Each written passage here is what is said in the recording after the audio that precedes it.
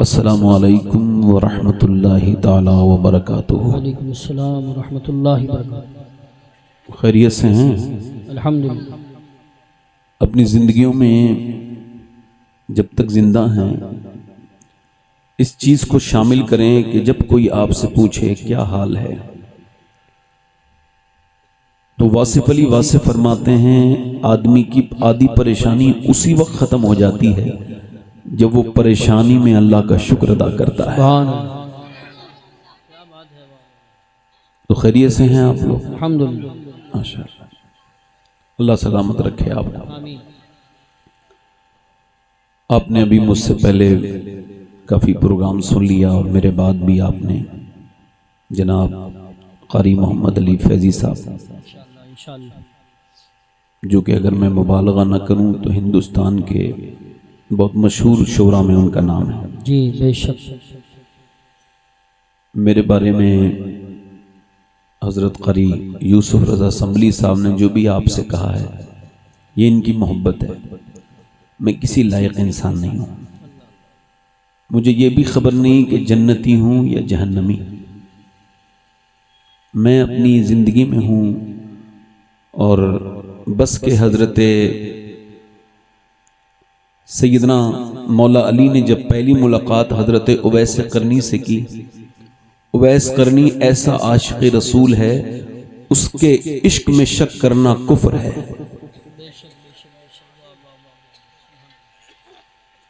ऐसा जन्नती है जिसके जन्नती होने में आप शक नहीं कर सकते। तो जब उनकी पहली मुलाकात हुई तो हुजूर ने फरमाया था ना मेरे लिए, मेरी उम्मत के लिए दुआ कराना। क्या फरमाया था? जरा बोलो, हल्के से बोलो, क्या फरमाया था? अच्छा, दुआ क्यों कराना? कोई खास बात? माँ का फरमाबरदार है। सुभान अल्लाह। हजरत उमर और हजरत अली अरफात के मैदान में ढूंढते ढूंढते उनको मिले तो जहां हज होता है, मगर वो हज का दौरानिया नहीं था। इसके अलावा वो एक पेड़ के नीचे बैठ के रो रहे थे सजदे में। ये आशिकों का हाल होता है। सुभान अल्लाह। अब वो जब रो रहे हैं तो ये पीछे बैठ गए दोनों, हजरत उमर और हजरत। तो हजरत अली ने पूछा क्या नाम है, तो पीछे नहीं देखा, अल्लाह का बंदा, अल्लाह का बंदा। तो कहा कि हजरत अली भी तो हजरत अली है ना। फरमाया अल्लाह के तो सारे ही बंदे हैं। कोई माँ बाप ने नाम भी आपका रखा है कि नहीं?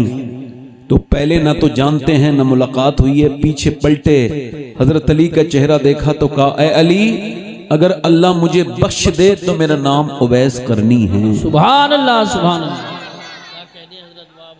सुभान अल्लाह, माशाअल्लाह। अगर ना बख्शा जाऊं तो फिर मेरा क्या नाम है?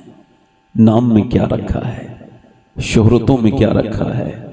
बड़ी बात तो यह है कि जब बंदा मर रहा हो तो फरिश्ते कह रहे हो तुझे मुबारक हो, तूने जिंदगी ऐसी गुजारी जो तेरे रब ने कबूल कर ली, आज तू जन्नत की तरफ जा रहा है। सुभान अल्लाह। अल्लाह सलामत रखे आपको। थोड़ा सा ई को कम करें भाई, माइक बहुत अच्छा है। बहुत लोग आ गए मुझे, हालांकि मुझे उम्मीद तो थी कि हमारे गांव में से अगर 10 घरों के बाद छोड़ के एक आदमी आ जाए तब भी जलसे में जगह नहीं रहेगी। ये बरकत वाला गांव है, रहमतें अल्लाह ने इसे अता की हैं। ये कुछ इस वजह से नहीं कि हम लोग यहाँ रहते हैं, बल्कि इस वजह से और गांव को बसाने वाले दुनियादार होते हैं। इस गांव को बसाने वाले हजरत मौज़म शाह रहमतुल्लाह अलैह हैं। सुभान अल्लाह, माशाअल्लाह। हमारे कारी गुलाम मुरसलीन साहब ने पढ़ा, शान अरब मुरादाबादी ने पढ़ा, और इधर हमारे गांव के मुअज़्ज़ज़ लोग बैठे हैं। हमारे हाफिज़ ज़फ़र साहब हैं, और वो कहाँ गए बोलो? अच्छा, हाफिज़ साहब, हाफिज़ गुफ़रान साहब हैं। सारी मस्जिद, मैं आप सबका खादिम हूँ, खिदमत करने वाला हूँ। मैं आप सबका मैं नौकर हूँ। अल्लाह ताला परवर, मेरे ये सब मेहमान हैं और मैं इनका मेज़बान हूँ। हाँ, तकरीर के लिए तो आपको मेरा टाइम ही लेना पड़ेगा। ये बात अलग सी हो गई है कि ये अलग मामला है कि अपनी औकात सिर्फ इतनी हैं कुछ नहीं, बात सिर्फ इतनी है, कल भी टुकड़ों पे उनके पलते थे, अब भी टुकड़ों पे उनके पलते हैं। सुभान अल्लाह, माशाअल्लाह। मैं अपनी बात को शुरू करता हूं। अपनी जिंदगी में एक चीज आज से शामिल करें ताकि आपकी जिंदगी तब्दील हो, उसमें बरकतें आए। एक चीज निकाल दें, वो जो निकाल देना है उसके बगैर निकाले आपको सब कुछ मिल जाएगा, सुकून नहीं मिलेगा। और जो चीज आपको ऐड करना है, एक रिमूव करना है, एक ऐड करना है, एक दाखिल करना है, शामिल, एक निकाल देना है, उसके बगैर शामिल किए आपको सुकून नहीं मिल सकता, चाहे आपके पास कुछ भी हो जाए दुनिया की नेमत। वो क्या है? जो निकाल देना है वो शिकवा है, शिकायत है, और जो शामिल करना है वो शुक्र है। सुभान अल्लाह, माशाअल्लाह, माशाअल्लाह। अल्लाह ने मालदारी में सुकून नहीं रखा है, अल्लाह ने शुक्र में सुकून रखा है। बेशक, है ना? अपनी जिंदगियों को देखो तो फिर शुक्र अदा किया करो।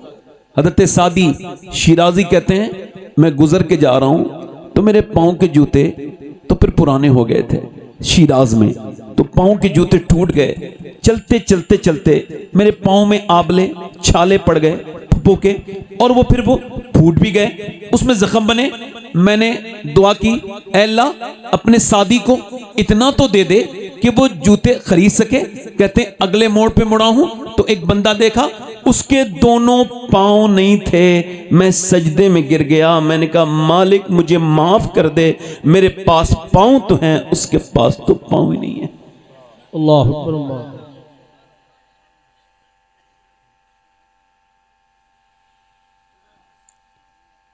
आप देखें पहले के लोगों पे नेमतें नहीं थी मगर शुक्र था। इतने खाने जितने आप और मैं खा रहे हैं हमारे बुजुर्गों ने कभी खाए होंगे? बोलो। 1930 में हिंदुस्तान में 50,000 लोग मरे थे भूख से। अल्लाह, आज खाने से लोग मर रहे हैं रोज। सही बात। पहले भूख से मरते थे, अब अक्सर 99% मौतें ज्यादा खाने की वजह से ही होती हैं। बेशक, पहले ना पंखा है ना कोई एसी है। हमारे गांव में लाइट कब से आई है आपको तो खबर है। पहले रात में आती थी, कभी तार टूट गए तो फिर वो टूट ही गए। लाइटें नहीं थी ना उनके पास, हमारे बुजुर्गों के पास पंखा था। ये लाइटें जो हमारे घरों में हैं नहीं थी। आज आप टंकी से पानी पीते हैं, वो नल से पानी पीते थे। उस जमाने के लोग, उनके पास कपड़े इतने बेहतर नहीं थे जितने हमारे पास हैं, मगर एक चीज जो हमारे पास नहीं है वो उनके पास थी। जब कोई उनसे पूछता था क्या हाल है तो हाथ उठा के कहते थे अल्लाह का बड़ा शुक्र है। सुभान अल्लाह, माशाअल्लाह। बेशक, मगर आज का इंसान वो अपनी नेमतों को नहीं देख रहा है। सिर्फ आप ही नहीं जी रहे हो, अस्पतालों में लोग भी जी रहे हैं। जाकर के देखो मेरे भाइयों, अस्पतालों में देखो जिस वेंटिलेटर पे रखे हैं, जिनके गुर्दे खराब हो गए, जिनको डायलिसिस हो रहा है, वो भी एक जिंदगी है। जाओ दिल्ली एम्स में देखो, जाओ दिल्ली दूसरे हॉस्पिटल में देखो, मुरादाबाद में देखो, जाकर के लखनऊ के पीजीआई में देखो, किसी को कैंसर डॉक्टर ने लिख के दे दिया है तो बड़ी दौलत है। मैं 4 अक्टूबर को गया था हैदराबाद, तो वहां एक साहब बोले वो आपसे मिलना चाहते हैं, एक साहब आपकी तकलीफ सुनते हैं। मैं कहा मेरे पास वक्त नहीं है। वो कहने लगे वो बड़े परेशान हैं आपसे मिलने के लिए। मैं कहा मेरे पास वक्त नहीं, मुझे जाना है। कहने लगे नहीं वो सैयद साहब चले, बीमार हैं। तो चूंकि बीमार को देखने जाना सुन्नत है, अब ये बात अलग है कि हम अब बीमार भी उसको ही देखते हैं, बल्कि अब तो लोग सलाम भी उसे करते हैं जिससे पहचानते हैं। जी जी जी जी, सही बात। हुजूर ने फरमाया कयामत की निशानी यह है कि लोग उसको ही सलाम करेंगे जिसे पहचानते होंगे। आज लोग कुछ लोग तो घमंडी लोग हैं, अल्लाह माफ करे, जैसे देख भी लेंगे तो सलाम नहीं करेंगे, और बोलो तो अब उन्हें सलाम करो, अस्सलाम, ठीक हो, मतलब उसके गुरूर तकब्बुर को उसके रिलैक्स हो गया एकदम। ये अंदर हुजूर ने फरमाया जिसने सलाम में पहल की वो घमंड से बरी हो गया। सुभान अल्लाह। मौला अली ने फरमाया घमंड का चेकअप किया करो। बताऊं घमंड का चेकअप कैसे होगा? बताऊं? देखो आप सब मेरे गांव के हो, मैं हल्के से बुलवा रहा हूं आपसे, इसी वजह से थोड़ा सा एहतियात करो। मैं भी कर रहा हूं तो ऐसे ही बोलते रहो, जरा थोड़ा सा मुस्कुरा भी लिया करो। मुस्कुराने से जैसे आदमी अपनी बीबी के साथ मुस्कुराए तो झगड़े नहीं होते। बेशक, है ना? बोलो बात गलत है सही है? अपने दोस्तों के साथ मुस्कुराए तो बाखलाक कहलाता है। अच्छा ये फिल्टर वाले मोबाइल खरीद रहे हैं नौजवान आजकल, मोटी नाक छोटी हो जाएगी, पहचानोगे नहीं। मोबाइल में जो मैं हूं यानी उसको भी खुद पता है मैं ऐसा नहीं हूं, मगर चूंकि दिल के खुश रखने को गालिब ये ख्याल अच्छा है, वो मोबाइल में अपनी नाक को छोटी करना, वो मोटी आंखें, वो सब फिल्टर। औरतें लाखों करोड़ों रुपया खर्च होते हैं, अरबों डॉलर खर्च होता है इस पर, यह कि औरतें खूबसूरत हो जाएं, कॉस्मेटिक पर, क्रीम पर, पाउडर पर, फेस वॉश पर। मगर ऑक्सफोर्ड यूनिवर्सिटी कहती है कोई भी, ऑक्सफोर्ड दुनिया की सबसे बड़ी यूनिवर्सिटी, वो कहती है कोई भी चेहरे को ग्लो नहीं पैदा कर सकती, कोई क्रीम, कोई साबुन, कोई फेस वॉश का। फिर कह लगे इंसान के चेहरे में 126 रगें हैं, मसल्स हैं, ये तभी एक्टिव होती हैं जब बंदा मुस्कुराता है, और ये मेरे हुजूर की प्यारी सुन्नत है। बेशक, सुभान अल्लाह, सुभान अल्लाह, जल्दी बोलो भाई। सुभान अल्लाह। मैं कहीं और जाता हूं ना, मेरी तकरीर सुन लेना, मैं कहीं और जाता हूं तो कहता हूं हमारे गांव में जब कोई सुभान अल्लाह कहता है तो अल्लाह उसको 90 नेकियां अता करता है। सुभान अल्लाह, माशा तो क्या अब वो हिसाब नहीं चल रहा है क्या? सुभान अल्लाह। आपको क्या लग रहा है सुभान अल्लाह कहने से कोई कमी आ जाएगी इज्जत में?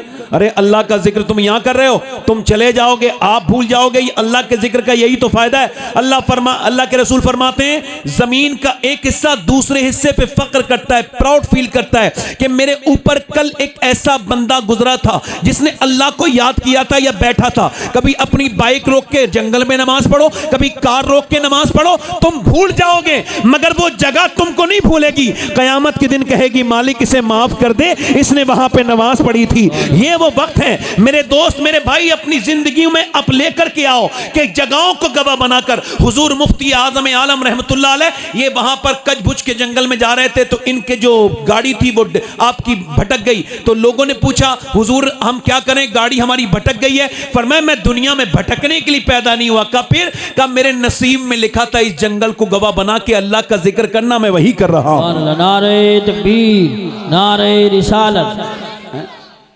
मुस्कुरा के जरा बोलो सुभान अल्लाह। कुछ लोग मुस्कुराया, देखो मुस्कुराओ, वो जो लोग मुस्कुराते हैं ना उनके पास मेले लग जाते हैं, है ना। कभी मैं गांव में निकलता हूं, कभी खड़ा हो जाता हूं तो एकदम भीड़ लग जाती है। क्यों? चूंकि मैं मुस्कुराता हूं। मुझे पता है ये मेरे प्यारे हुजूर की सुन्नत है। जो मुस्कुराना नहीं सीखा वो दीन क्या सीखा है? कुछ भी नहीं सीखा। मुस्कुराना वो सुन्नत है। अनस इब्न मालिक कहते हैं एक आदमी आया, आकर के परेशान था, हुजूर की चादर इतनी जोर से खींची पीछे से कि सरकार की गर्दन पर निशान हो गया। यार ये कितनी बड़ी बात है, वो दोनों आलम के मालिक को मुख्तार। और अब अगर हमें कोई खींचेगा तो हम कैसे देखेंगे? एकदम पलट के और एकदम गुस्सा आ जाएगा। मगर वो फरमाते हैं हुजूर ने उसकी तरफ देखा तो मुस्कुरा के देखा, मुस्कुरा के देखा। जरा बोलो तो मजा लो इस हदीस का। हुजूर ने मुस्कुरा के देखा और कहा कैसे आए हो? देहाती आदमी था, बातचीत करना नहीं जानता था। रो के बोला मेरे बच्चे भूखे हैं, मैंने सुना है आपके पास कोई अगर भूखा आ जाए तो आप उसको खाली नहीं भेजते। हुजूर ने फरमाया दोनों पहाड़ों के दरमियान जितने मवेशी हैं, जितनी बकरियां हैं, सब तेरी हैं, जा ले जा। मेरा इमाम कहता है मेरे करीम से अगर कतरा किसी ने मांगा दरिया बहा दिए हैं, दुर्बे बहा दिए। सुभान अल्लाह, माशाअल्लाह, माशाअल्लाह। बड़ी मेहरबानी बेटे। अभी मेहमान आएंगे तो पैसे देने, मुझे पैसे कोई ना दो, बैठ के बस सुन लो तकरीर, पैसे ना देना, बस बैठो। मेहमान आएंगे तो आप देंगे इंशाल्लाह। मैं तो आपके यहाँ का हूँ। अब मेरी बात सुनो, ध्यान से मेरी बात सुनना। मैं जो बात आपसे अर्ज करूँ तो ये आप ही सिर्फ दुनिया में नहीं रह रहे हैं, अस्पतालों में लोग हैं। तो वो मुझसे बोले चलिए। अच्छा मैं गया। हुजूर फरमाते हैं जब कोई बीमार को देखने जाता है ना मेरा उम्मती, हालांकि अब बेचारा गरीब मर भी जाए ना तो उसके जनाजे में लोग नहीं होते। मालदार तो जरा छींक भी जोर से छींक देना तो लोग आ जाते हैं, क्या हो गया भाई, क्या हुआ, दवा ववा ले लो, मैंने सुना है तबीयत खराब है। गरीब की लाशा निकल जाता है, गरीब के जनाजे में लोग शिरकत नहीं करते। कैसी मुनाफिकत है। मेरे आका फरमाते हैं मेरा उम्मती जब किसी का नमाज जनाजा पढ़ता है और इस नियत से कि अल्लाह राजी हो जाए और वो सच्ची नियत से अगर वो नमाज पढ़ ले तो फरमाते हैं अल्लाह उसके सारे गुनाहों को माफ कर देता है। अल्लाह के रसूल फरमाते हैं बीमार को देखने जाओ तो थोड़ी देर ठहरा करो। जरा जोर से तो बोलो सुभान अल्लाह। हुजूर फरमाते हैं जब कोई बीमार को मेरा उम्मती देखने जाता है, फरमाते हैं जब देखने जाता है और जब तक वो बीमार को देख के आता नहीं 70,000 फरिश्ते उसके लिए दुआए मगफिरत करते रहते हैं। सुभान अल्लाह, माशाअल्लाह, माशाअल्लाह। बहुत अस्पतालों में जाओ तुम्हें अपनी मौत याद आएगी। जाओ तड़पते हुए लोगों को। मैं गया, उसके घर में बड़ा आदमी था हैदराबाद में, उसके घर में मर्सिडीज, BMW और जो है वो जैगवार, वो गाड़ियां जो लोग ख्वाब में देखते हैं उसके घर थी। बेहतरीन गाड़ी, बेहतरीन बड़ा बंगला। मैं अंदर गया, उसने सिर्फ सलाम किया, मुझे हाथ नहीं मिलाया। मैंने कहा ये क्या बात? मौलाना बोले बताएंगे। मैंने कहा भाई ठीक है, क्या बात? तो रोने लगा, कहने लगा मैं गुटखा खाता था, 25 साल लगातार गुटखा खा रहा था। फिर कहते हैं गुटखा खाते खाते एक दिन दाना निकला, फिर मैं चेकअप कराने गया डॉक्टर के पास, तो डॉक्टर ने फिर चेकअप किया और जब मेरी रिपोर्ट आई ना तो मेरा सारा नशा झड़ गया। डॉक्टर ने कहा बस 1.5 महीना रह गया है, 2 महीने आखिरी स्टेज है। कहते हैं वो गड्डियाँ मुझे जो सुकून देती थी ना, वो मुझे अब रद्दी बन गई। वो मेरे बच्चे मुझे यतीम नजर आने लगे। हाँ, मगर रात को सजदा करता हूँ तो एक बात का तो शुक्र अदा करता हूँ। कहने लगे जब कैंसर का मर्ज नहीं हुआ था तब भी मैं नमाज पढ़ता था, मगर जब से ये कैंसर हुआ है अब मेरी नमाज में आंसू शामिल हो गए। अब मुझे लगता है कि जैसे मैं नमाज पढ़ रहा हूँ। कहते हैं सजदे में जाता हूँ तो कहता हूँ मालिक तेरा बड़ा शुक्र है कि लोग अचानक मर जाते हैं, तूने मुझे तकरीबन 2 महीने का वक्त तो दिया। मेरे मालिक 2 महीने के बाद ये बंदा अंधेरी कब्र के अंदर आके लेट जाएगा, इसको माफ कर देना। लोग मनो मिट्टी तले इसके ऊपर डाल के इसको वापस हो जाएंगे। मेरे दोस्तों, मेरे भाइयों, उसकी जैगवार, उसकी मर्सिडीज, उसकी BMW उसके कोई काम ना आ सकी। इसी वजह से मुझे अपने आका और रसूल की इस हदीस को जब से सुना है, मैंने अपनी उम्र की 30 साल के बाद इस हदीस को पढ़ा। अगर इससे पहले पढ़ता तो मेरी जिंदगी कुछ और होती। मेरे आका फरमाते हैं, मेरे सरकार, जिसके पास एक वक्त का खाना है, जरा मेरे साथ इसको आप दोहराओ, जिसके पास एक वक्त का खाना है। मेरे भाइयों, जेनेटिक शरीफ के लोगों बताओ, जिसके पास हुजूर फरमा रहे एक वक्त का खाना है और जिसको अल्लाह ने सेहत दी है, वो मालदार है, उसको शुक्र अदा करना चाहिए। वो मालदार है, उसको शुक्र अदा करना चाहिए। मेरे भाइयों, कभी एक आदमी अस्पताल में भर्ती हुआ, 90,000 का बिल आया, 80 साल का तकरीबन उसकी उम्र थी, बूढ़ा था और वो ठीक हो गया। उसको सांस लेने में कोई प्रॉब्लम थी, उसकी ऑक्सीजन लगा, ठीक हो गया। जैसी तबीयत उसकी ठीक हुई, बिल सामने देख के रोने लगा। डॉक्टर ने कहा पैसे ज्यादा लगते हैं? कहा नहीं नहीं नहीं, अल्लाह ने इतना दिया है, पूरा अस्पताल खरीद सकता हूं। कहा फिर रोते क्यों हो? कहा छोड़ो ना डॉक्टर, तुमको क्यों बताऊं? कहा बताओ ना डॉक्टर, बताओ ना बड़े मियां। रो के बोला बस बात यह है कि बस ये सोचने लगा था कि आपके अस्पताल में मैंने 1.5 दिन सांस लिया ऑक्सीजन मशीन से, तो आपने 90,000 का बिल बिठा दिया। अल्लाह की हवाओं में सांस लेते लेते मैं बूढ़ा हो गया।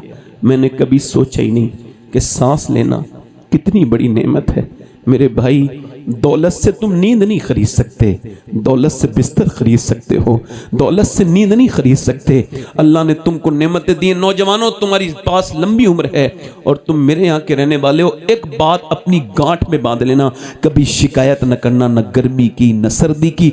अपनी शिकायतें करके हम खुद जलील होते हैं। मौला गौसुल आजम फरमाते हैं, सबको हाल बताओगे तो बेहाल हो जाओगे। मेरे साथ जरा इसको भी दोहरा लो, जिस सबको हाल बताओगे तो बेहाल हो जाओगे। हाल उसे बताओ जो हाल बदल सकता है, हाल उसे बताओ जो हाल बदल सकता है। मौला अली फरमाते, परेशानी तो अल्लाह इस वजह से देता है कि बंदा सजदा करके उसके करीब हो जाए, मगर वो दुनिया में बता बता के जलील कर लेता है। इसको बताएगा, इसको बताएगा। जब तक अपनी परेशानी नहीं बताओगे, तुम्हारी इज्जत तुम्हारी मुट्ठी में रहेगी, और जब बता दोगे तो मसला फिर तुम्हारे हाथ में है। अपने गम को छुपाओ, गम सबको ना बताओ। पेट सबको नहीं दिखाया जाता, पेट को सबको नहीं दिखाया जाता, गम सबको नहीं सुनाया जाता। और एक बात याद रखना, अगर मालदार और खुश होना चाहते हो तो ये बात जो बयान कर रहा हूं, इसको दिमाग में रखो। शुक्र शुरू करो। क्या करो? शुक्र। क्या शुरू करो? बोलो, जल्दी बोलो। और शुक्र से पैसे बढ़ते हैं, किसी मियाँ के ताबीज से बढ़ते हैं, ये मैं को कंफर्म नहीं बता सकता। हालांकि मैं भी मियाँ हूं, आप तो सब जानते ही हो, मगर ये मियाँ लोगों ने बड़ा मामला घपला कर दिया। अल्लाह माफ करे। रब से दूरी बना दी लोगों की। देखो, जब मैं कोई ऐसी बात कहूं तो किधर दिमाग ना लगाना अपना, बहुत दिमाग लगाते हैं हमारे गांव के लोग। मैं कॉमन बात कर रहा हूं। अल्लाह माफ करे, मैं इस मिंबर पे मैं अगर किसी के बारे में जानबूझ के कोई बात करता हूं तो मैं आपसे मैं कसम खा सकता हूं किसी भी तरह की बात नहीं, मगर बता रहा हूं कि इस तरफ ना जाओ कि जब तुम्हें प्रॉब्लम आए तो किसी मियाँ के ताबीज के पास जाओ। नहीं नहीं, ये कोई फालतू बात है, इससे बचो। ताबीज बरकत की चीज होती है, मगर हर काम में ताबीज नहीं है। जब प्रॉब्लम आए तो शुक्र अदा करो। ताबीज की बरकत जरूरी है, हम मानते हैं, बरकत से मैं मुमकिन नहीं, मगर मेरी बात सुने आप, अपनी जिंदगी में शुक्र शुरू करें। इमाम गजाली कहते हैं, अब तरीका भी बता रहा हूं, बीबी अपने आदमी से कहे हमारे घर में सब कुछ ठीक है, बच्चे भी ठीक खा पी रहे, हम सब कुछ, यामीन भाई सब कुछ मामला कर रहे हैं, सब कुछ ठीक है हमारे घर में, और खाना पीना भी सब कुछ है, मगर मेरा वो आदमी कहे ये मैं नहीं कर रहा हूं, बेशक अल्लाह कर रहा है। सुभान अल्लाह, सुभान अल्लाह। क्या कहे बोलो?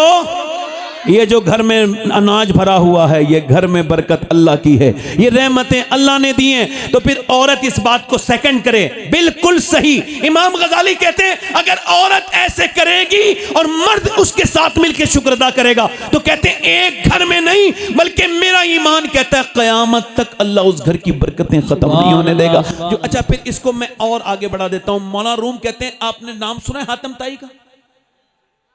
अच्छा, 1500 साल हो गए उसको, हुजूर से पहले उसका दुनिया में से चला गया वो, और मुसलमान नहीं था, मगर नाम क्यों जिंदा है? सखी था, सखी था। उससे किसी ने पूछा आपने अपने आप से भी ज्यादा सखी कोई देखा? बोले जी देखा। का कौन?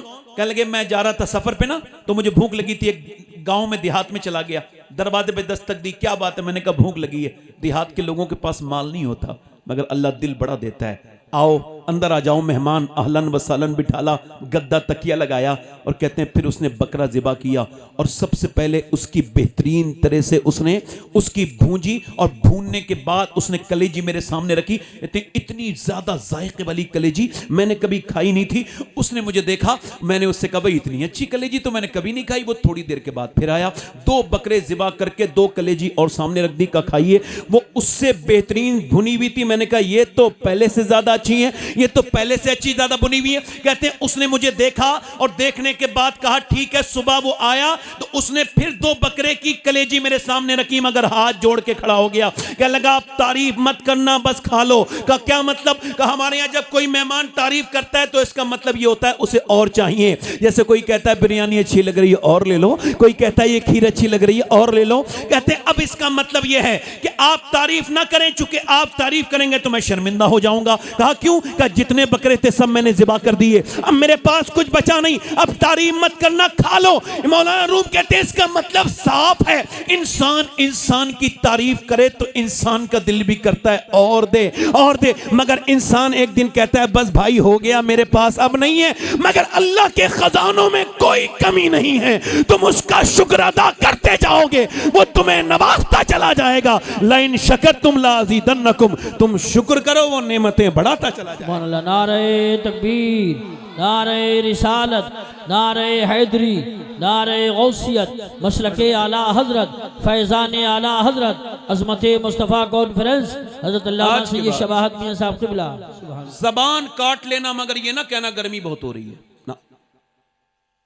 ये बताओ गर्मी कौन करता है? तो जो गर्मी पे एतराज करता है वो किस पे करता है? एक बार हवा मदीने में तेज चली थी, एक सिहाबी ने बस इतना कहा हवा तेज चल रही है। हुजूर ने फरमाया ऐसे ना कहो कि हवा तेज चल रही, बल्कि यूं कहो मेरा रब चला रहा है तो हवा तेज चल रही है। सुभान अल्लाह। अपनी जिंदगियों में शुक्र शामिल करें। और मैंने जो आयत पढ़ी है उसका तर्जुमा करता हूं। बेटा मोबाइल ना देखो, सीधे नीचे को बैठ कर दो। बिल्कुल, जो चीज मुझे आपसे गुजारिश है सब लोगों से, थोड़ा सा ध्यान दें। अच्छा, ये मोबाइल भी बीमारी बन गया आजकल जी। हाँ, बाथरूम तक में नहीं छोड़ रहा है आदमी, लेटरिन में लेके जाता है। हंसना नहीं हंसना नहीं। देखो मोबाइल में आपको दिखाऊंगा नहीं, खाली साहब अपना मोबाइल दे दो आप। एक बात समझा रहा हूँ आपको, नौजवानों को।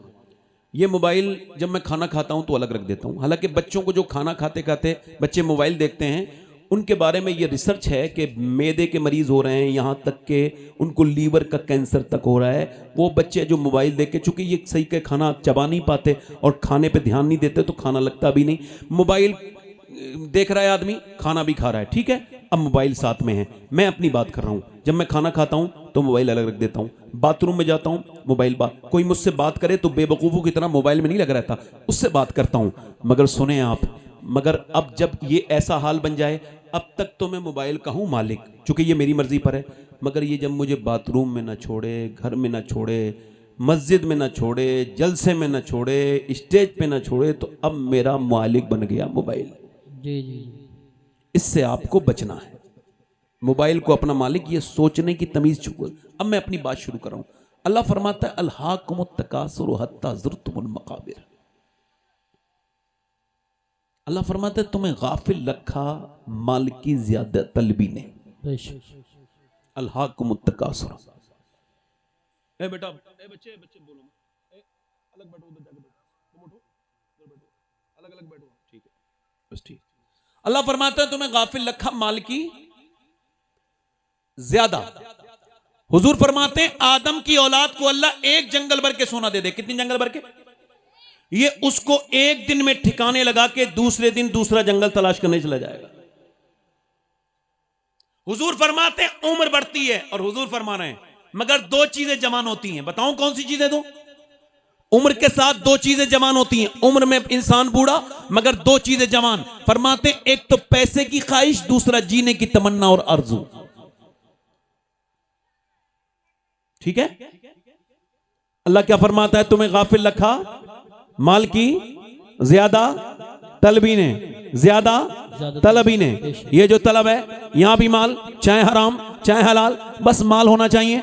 और बैंकों में जमा कर रहे हैं। कितने लोग ऐसे हैं जिन पे हज फर्ज है मगर पैसे के लालची हैं, बिल्कुल हज भी नहीं करेंगे, ना ज़कात देंगे, उसको अपने अंदर रखे हुए हैं और उसको माज़अल्लाह उस पैसे का जो है ना वो गलत मिसयूज करते हैं। कुछ लोग समझते हैं हमने पैसा रख लिया तो ये हमारा बच गया, जो बैंकों में है वो बच गया। नहीं नहीं नहीं। जो प्लाटें खरीदी गई वो बच गया। नहीं नहीं नहीं। जो जमीनें खरीद के डाल दी वो बच गया। नहीं नहीं नहीं, ये नहीं बचा। अल्लाह के रसूल ने एक बकरी ज़िबा की, उसको फिर अल्लाह के राह में आपने सदका कर दिया, उसको अल्लाह की राह में दे दिया। उसके बाद घर तशरीफ लेकर के आए और पूछा आयशा क्या बचा? तो उन्होंने अर्ज की या रसूल अल्लाह ये 5-6 बोटी बची हैं। फरमाया ये नहीं बचा, बचा वो है जो अल्लाह की राह में चला गया है। सुभान अल्लाह, सुभान अल्लाह। बेशक बेशक। अब कुछ लोग ये समझते हैं ना मैं मस्जिद को दूंगा, नहीं मदरसे को नहीं दूंगा, मगर जब शादी होगी तब देखना मेरे पास कितना कम पैसा है। न मस्जिद को देगा, न मदरसे को देगा, न आलिम से मुसाफा करेगा। अगर डॉक्टरों से बचना चाहते हो तो अपनी मस्जिद के इमामों से मुसाफे भर के किया करो। वाह वाह वाह, क्या कहने सैयद साहब, वाह वाह वाह वाह वाह, बहुत अच्छी बात है माशाल्लाह, सुभान अल्लाह। बोलो तो यार, बोलो तो है। ये पैसा कौन सा पैसा, ये कौन सा पैसा? तेरे बाद तेरे लिए पैसा ये जहर बन जाएगा। तूने पैसा कमाया। अब अल्लाह फरमाता है अल्हाकुमुत तकासुर हत्ता ज़ुरतुमुल मकाबिर। तुम्हें गाफिल रखा माल की ज्यादा तलबी ने, हत्ता ज़ुरतुमुल मकाबिर, यहां तक कि तुमने कब्रों के मुंह देख लिए। कहां चले गए? बोलो। कब्रों के मुंह देख लिए, यहां तक कि तुमने कब्रों के मुंह देख लिए, यानी कब्रों में चले गए। अब वो आगे बात करता है, आगे इरशाद फरमाता है, अल्लाह फरमाता है कल्ला सौफ तालमून सुम्मा कल्ला सौफ तालमून। फरमाता है कि हाँ हाँ जान जाओगे, हाँ हाँ जल्द जान जाओगे। फिर फरमाता है सुम्मा कल्ला सौफ तालमून, फिर हाँ हाँ जल्द जान जाओगे। यानी बात एक ही है। और देखो 2 बार कह रहा है, इधर कान खोल के मेरी तरफ देखो, अल्लाह कितनी मर्तबा कह रहा है? 2 बार। बात एक ही है मगर 2 बार। कल्ला सौफ तालमून सुम्मा कल्ला सौफ तालमून, हाँ हाँ जान जाओगे। फिर कहता है सुम्मा कल्ला सौफ तालमून। सुम्मा का मतलब है फिर, यानी मैं इसको ऐसे समझ लीजिए, मैं तुमको बता रहा हूं फिर बता रहा हूं, समझे? फिर बता रहा हूं। अल्लाह फरमाता है कल्ला सौफ तालमून सुम्मा कल्ला सौफ तालमून। मौला अली से पूछा अल्लाह ने 2 मर्तबा एक ही बात को क्यों इरशाद फरमाया? तो मौला अली ने फरमाया एक बार माल का हिसाब कब्र में देना पड़ेगा, फिर दूसरा हश्र में देना पड़ेगा। क्या बात है, सुभान अल्लाह, सुभान अल्लाह, माशाल्लाह। जवाब नहीं, बहुत अच्छा। अच्छा एक बार जल्दी बोलो, इधर बोलो, जल्दी बोलो। अब आप ये भूल जाओ मैं आपके गांव का हूं, आप समझो मैं तकरीर करने वाला हूं, बस आपसे मेरा अभी रिश्ता यही है। बस जरा जोर से बोलो सुभान अल्लाह। भूल जाओ कि मैं कहां रहता हूं, मैं कौन हूं, मगर मेरी तरफ देखो, गौर करो, मेरी तरफ देखो, गौर करो। अल्लाह फरमाता है कल्ला सौफ तालमून सुम्मा कल्ला सौफ, हाँ हाँ जान जाओगे, इंसान ऐसे छोड़ा नहीं जाएगा। तुम क्या समझते हो? अब अच्छा आप मुझे बताओ, मैं आपसे पूछना चाहता हूं, हो सकता है ये मेरी जिंदगी की आखिरी तकरीर हो? अल्लाह, कोई इसमें कोई बात तो नहीं कोई बात नहीं है ना? हो सकता है। हुजूर फरमाते हैं हर नमाज को आखिरी पढ़ो, और गौसुल आजम फरमाते हैं अगर आखिरी समझ के ना पढ़ोगे ना तो मुर्गे की तरह ठोंगे मारोगे। जी बेशक। कुछ लोग ऐसे हैं बेचारे पूरी जिंदगी नमाज पढ़ने गए, अभी बीबी से बात करने का सलीका नहीं सीखे, इमाम उनसे नाराज, और दूसरों का नमाज नहीं पढ़ने देंगे, किसी का हाथ देखेंगे, किसी का पैर देखेंगे। कुछ तो इतने खूसट बूढ़े होते हैं, जब ये कहीं के नहीं रहते हैं तो मस्जिद में जाके खुराफात करते हैं। मैं किसी को कह नहीं रहा हूं, जो ऐसा करता है उसे कह रहा हूं। जायज बात। कोई बच्चे मस्जिद में आ जाएं तो मारते तोड़ते हैं उन्हें। बिल्कुल। यही तो है भोंडे लोग, ये जहां जाएं। अब सुनो मेरी बात, गौर करो। आपसे मैं कह रहा हूं, मेरी बात ध्यान दें, आप गौर करें। हो सकता है ये मेरी जिंदगी की आखिरी तकरीर हो। बोलो, कह दो, हाँ कह दो, हाँ कह दो। हो सकता है, अगर ऐसा हो सकता है तो ऐसा भी हो सकता है मेरे भाइयों कि यहां कोई बंदा आखिरी तकरीर सुनने आया हो। जी बेशक, हो सकता है ना, बड़ी नसीहत हो सकता है। अच्छा, कभी देखा है तुमने जनरेटर शरीफ में, आपने कोई बेनमाजी जब मरने वाला था तो फरिश्ता आया था उसके पास और कहा कि भाई बेनमाजी हो जहन्नम में जाओगे वरना तौबा कर लो? कभी कहा? नहीं। कभी कहा? बोलो, कभी कहा? किसी बेनमाजी से हुजूर फरमाते हैं बेनमाजी जब मरेगा इतनी प्यास लगेगी, इतनी प्यास लगेगी कि 7 समंदरों का पानी भी पी ले तब भी उसकी प्यास नहीं बुझ सकती। 7 समंदरों का पानी पी ले, और वो दुनिया से जब जाएगा तो जलील होके मरेगा, जलील होके मरेगा, जलील होके मरेगा। और जब उठेगा तो मुसलमानों के साथ नहीं उठेगा, ये कान खोल के सुनना, ये बल्कि उठेगा फिरौन के साथ, नमरूद के साथ। अब जो नमाज में, मेरी बात सुन रहे हैं आप नहीं, जो नमाज नहीं पढ़ते हैं उनके बारे में आप बताऊं मैं आपको। जो नमाज छोड़ देता है अल्लाह के जिम्मे करम से निकल गया। जिसने नमाज छोड़ा उसने दीन को ढा दिया। जो नमाज नहीं पढ़ता, अब मेरी तरफ गौर करें और तवज्जो करें, मेरी तरफ गौर करें। मगर आज तक किसी बेनमाजी से मौत ने कहा कि तौबा कर ले वरना मर जाएगा, और यूं ही अगर मर गया तो जहन्नम में जाएगा। कभी ऐसे किसी आदमी से सूद खाने वाला जब कयामत के दिन खड़ा होगा तो उसका पेट उसको गिरा देगा। पेट बड़ा होगा, जिस्म छोटा होगा, पेट उसका तवाजुन, उसकी तोंद बिगाड़ देगी। ये खड़ा होगा, बैठेगा, खड़ा होगा, गिरेगा, गिरेगा, खड़ा होगा, गिरेगा, खड़ेगा, यही तक होता रहेगा। अहले महशर पूछेंगे ये कौन है तोंद वाले? पूरे मैदान में तोंद वाले हैं, इनकी पेट बड़े बड़े हैं, ये कौन जलील लोग हैं? तो फरिश्ते कहेंगे ये सूद खाने वाले हैं। अब सुनो, सूद खाना अपनी मां के साथ जिना करने से बुरा काम है। मगर आज तक किसी ने कहा, मौत ने कभी कहा मौत सूद खाने वाले से तौबा कर ले? कभी कहा? बोलो, कभी कहा? किसी ऐसे आदमी से जो अपनी मां के साथ बदतमीजी करता है, अपने बाप से साथ बदतमीजी करता है, जो बाप से जबान लड़ाता है, उससे कभी मौत ने कहा, बताओ जरा दिल पे हाथ रख के मुझे, मौत ने कभी कहा तौबा कर ले वरना इसी हाल में मर गया तो जहन्नम के निचले हिस्से में दाखिल होगा? कभी कहा? बोलो, कभी देखा किसी बदनिगाही करने वाले को, किसी गाली देने वाले को, किसी को कि वो मौत से पहले बदला हो? ऐसा देखा? उसको किसी ने 2 दिन पहले फरिश्ते ने आके कहा? नहीं नहीं नहीं, कभी देखा? अब सुनो, हो सकता है मेरी पूरी तकरीर भूल जाना, मगर अपने मोबाइलों के स्टेटस पर ये स्टोरी लगाना जो गौसुल आजम की स्टोरी है, ये फरमान लगाना जो गौसुल आजम का फरमान है। फिर मेरे साथ दोहराना है सबको। गौसुल आजम फरमाते हैं मौत तुझे हाल बदलने नहीं देगी। जरा मेरे साथ दोहराओ, मौत तुझे हाल बदलने, खड़े हुए लोग भी बोले मौत तुझे हाल बदलने, जिस हाल में मरना चाहता है उसी में जीना शुरू कर दे। नहीं समझे, नहीं समझे, नहीं समझे, जिस हाल में।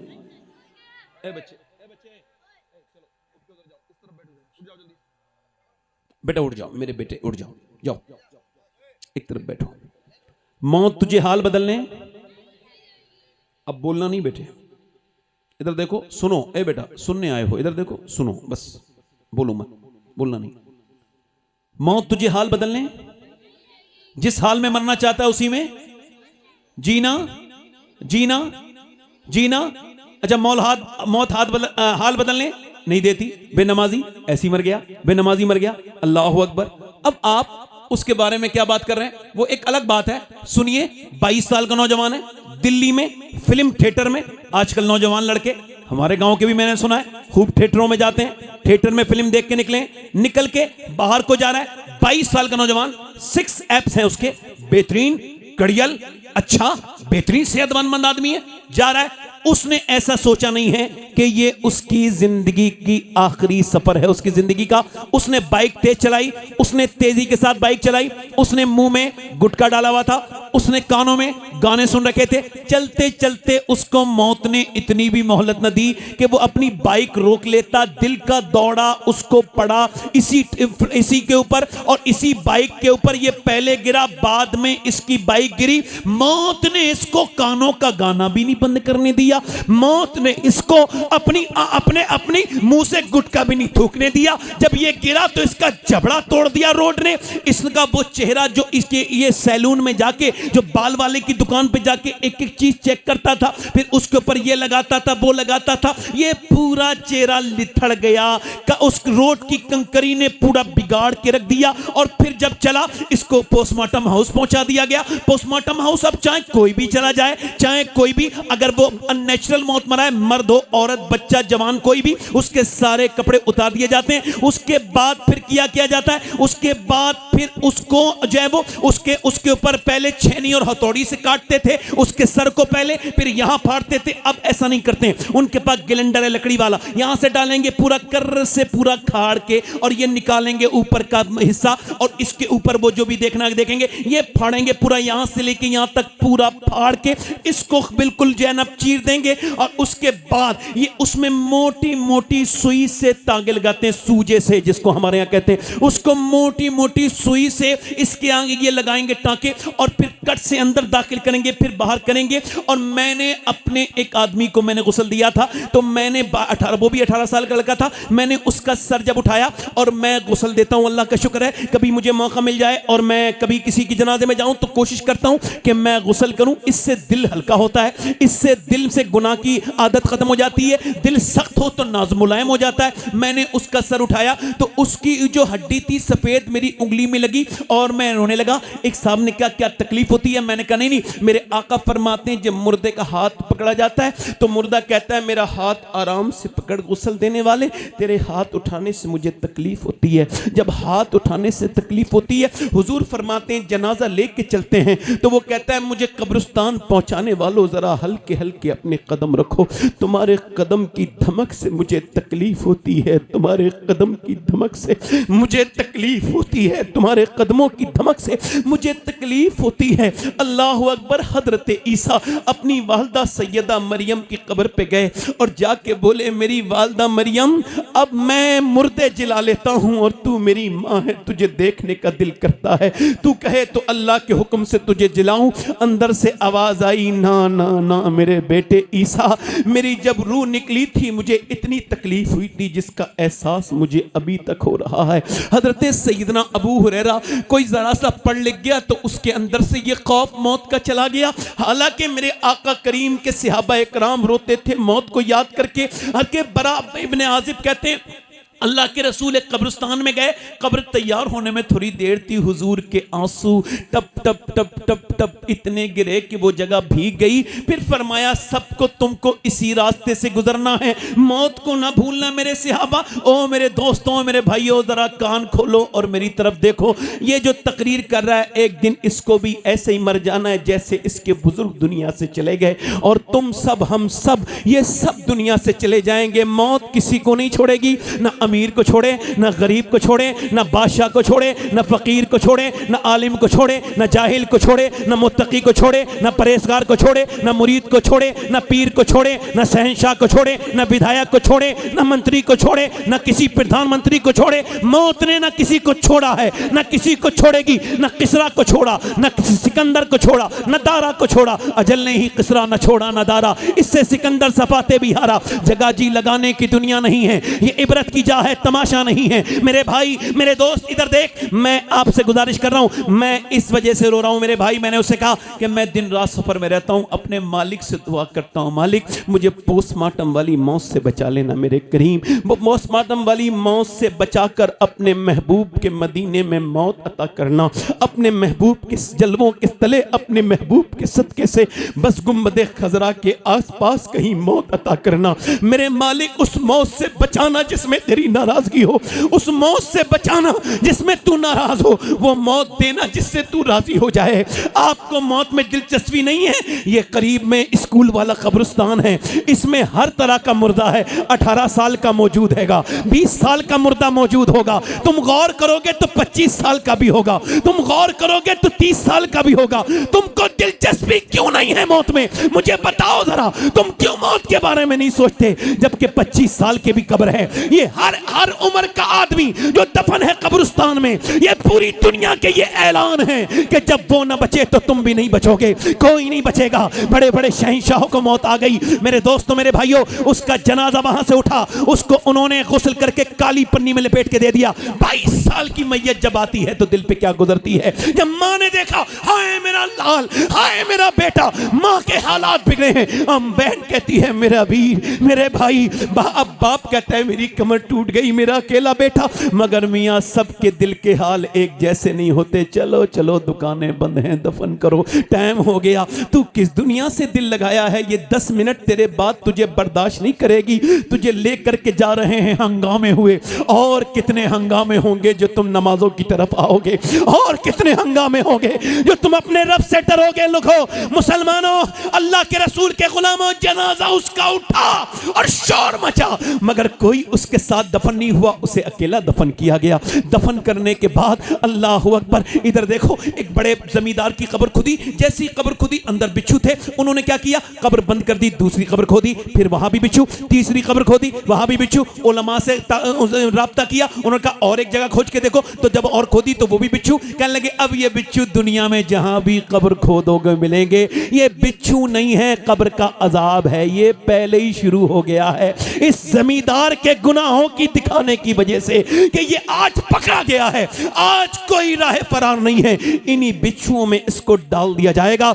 अल्लाहु अकबर। हज़रत ज़ैद बिन साबित बयान करते हैं, हदीस शरीफ, बुखारी शरीफ की हदीस है, वो मुस्लिम शरीफ की हदीस है। ज़ैद बिन साबित कहते हैं अल्लाह के रसूल कबीले बनी नज्जार की तरफ गए और फिर आपकी ऊँटनी डिसबैलेंस होने लगी। हुजूर की आंखों में आंसू आए। हमने अर्ज की हुजूर ये बिदअत क्यों रही है ऊँटनी आपकी और आपकी आंखों में आंसू के? फरमाया वो कब्रिस्तान है, कब्र वालों पे अजाब हो रहा है। मेरी ऊँटनी उसकी आवाज सुन के ये बिदक रही है। फरमाते हैं अगर मुझे डर ना होता कि तुम कब्र में अपने मुर्दे दफन करना बंद कर दोगे तो मैं तुम्हें दिखाता कि कब्र का अजाब क्या होता है, दिखाता कि कब्र का अजाब क्या होता है। उसको दफन कर दिया गया, उसको लोग दफन करके लौट गए, कोई नहीं रुकता, न भाई रुके। वो कहता है, हुजूर फरमाते हैं जब दफन होता है तो कहता है मेरे दोस्तों थोड़ी देर तो रुक जाओ। मेरे दोस्तों कितनी रातें मैंने तुम्हारे साथ गुजारी, थोड़ी देर, मगर तुमने देखा नहीं, तुम फातिहा पढ़ने के लिए भी कुछ लोग नहीं रुकते। बोलो बात सही है नहीं? आज कब्रिस्तान में मजाक करते देखा है मैंने, लोगों को आपस में दुनियादारी की बातें करते देखा है।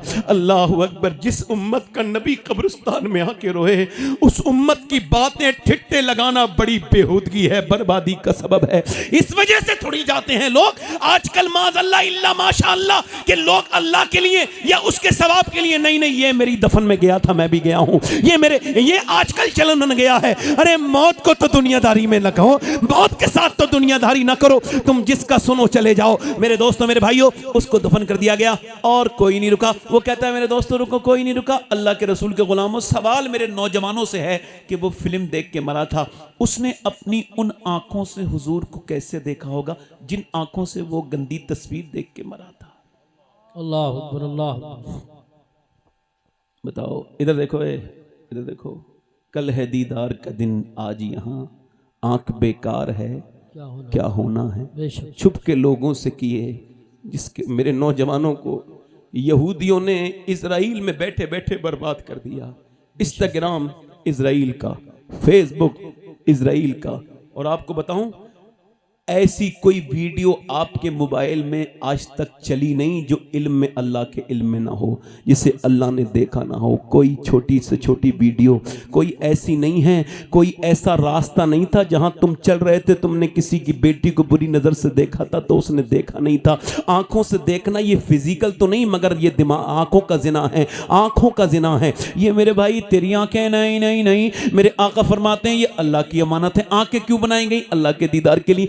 अच्छा ऐसे मरना चाहते हो कि तुम मरो तो तुम्हें लोग ये याद दिलाएं, ये इधर देखो मेरे दोस्तों, मेरे दोस्तों, तुम मोबाइल के लिए पैदा किए गए थे। ये आजकल नौजवान बर्बाद नहीं हो रहे हैं, इनको किसी से कोई मतलब नहीं, बस मोबाइल में लगे हुए हैं। जब तक डेटा के खत्म ओए यार 10 मिनट जाके उससे पूछ जो मरने जा रहा है, जिसका पूरा जिस्म फालिज में हो गया, यानी मरने से पहले पूरा जिस्म काम नहीं करता, सिर्फ ये हिस्सा इसमें रूह रह जाती है, और वो देखता है फरिश्तों को तो कहता है मुझे एक बार नमाज पढ़ने दे। वो कहता है नहीं नहीं नहीं, एक बार नहीं नहीं नहीं, आंखें बंद होती हैं तब खुलती तब है जब बंद होने वाली होती है। इस वजह से दुनिया में आपको आए थे कि अब तुम मरोगे तो ऐसे मरोगे। अच्छा मौला अली फरमाते हैं मैंने अपनी आंखों से कभी अपना प्राइवेट पार्ट, अपनी शर्मगाह नहीं देखी।